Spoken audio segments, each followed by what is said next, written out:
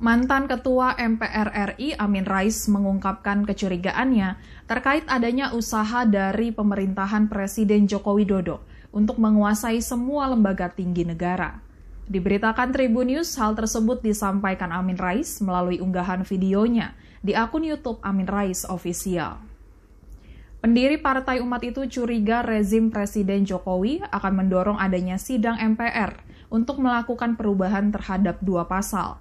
Satu di antara dua pasal tersebut, Amin Rais mengatakan akan memberikan hak bagi Presiden bisa dipilih 3 kali. Namun begitu, Amin Rais menegaskan bahwa semua hal tersebut masih menjadi dugaannya. Lebih lanjut, Amin Rais mengingatkan jika hal itu benar-benar terjadi maka bisa berbahaya. Amin Rais meminta agar lembaga tinggi negara seperti DPR, MPR, serta DPD tidak membiarkan ini terjadi.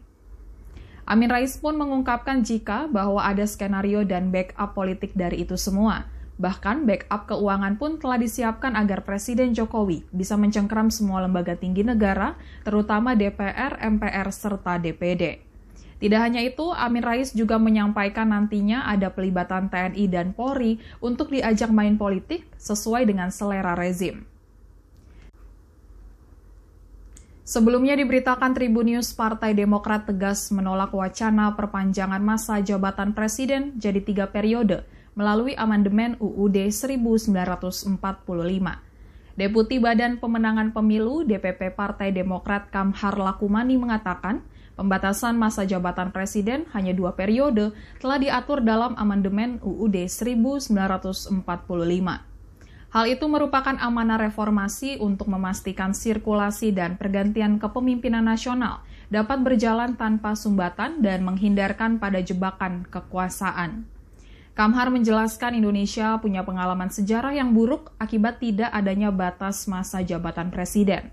Amandemen pembatasan masa jabatan ini sebagai respon agar pengalaman Orde Lama dan Orde Baru tidak kembali terulang dalam perjalanan sejarah bangsa ini.